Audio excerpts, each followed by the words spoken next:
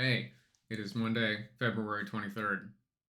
So I was reading an NPR article this morning that hit pretty close to home that featured an interview with the Fridley superintendent.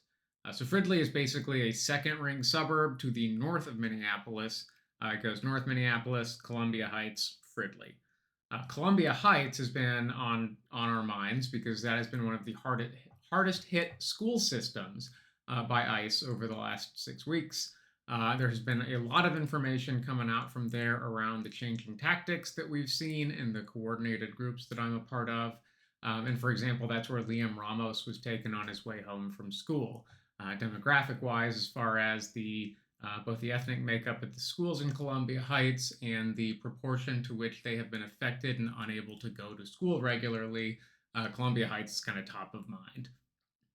So it fits that another ring out from there, Fridley, kind of a similar demographic makeup, and it fits the pattern that we've seen of starting with the inner city, kind of moving out through the first ring, and now the outer ring suburbs, which is where we're seeing activity. I think things are a little less coordinated in some of those neighborhoods.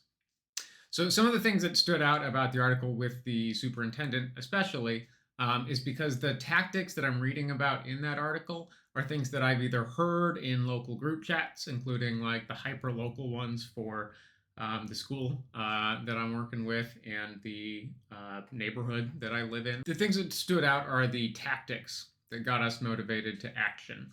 ICE showing up as an intimidation force outside of a school at dismissal or arrival with large numbers, masks, camo, guns, etc., was the initial way that these people interacted with our school communities.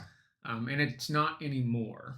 Mitigating that sort of presence is still top of mind. It's the reason why I stand on a corner in arrival times at school days, a block or two away.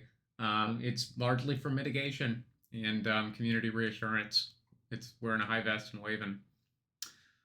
It started in February, and particularly around the time of the drawdown announcement, there has been a different presence from ICE around our schools and our neighborhoods. Before the drawdown, we saw many vehicles starting to essentially blend in. They looked like they were doing more reconnaissance than they were necessarily there to, like they like to quote, enforce an immigration activity. They're driving Subarus and little smaller cars. They have things like window stickers, messy dashboards, and a lot of times non-white or non-male drivers.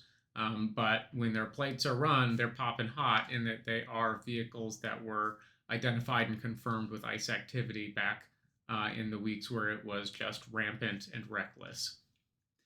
The interview with the Fridley superintendent highlights some of the most shocking behavior I've seen recorded by ICE agents, where the day of the supposed drawdown, they showed up at schools dressed as journalists, donning high-vis vests and press badges, and they stood just outside school property at a highly trafficked crossing, yelling and screaming at parents and the staff, apparently to make some sort of disruption while they were, wearing the same sort of high-vis vests that the three school crossing volunteers there had been wearing before. So yeah, the tactics don't seem to be aggressively targeting schools. I don't think we've seen anything quite that bizarre or shocking since then. But we are still seeing a presence in our neighborhoods.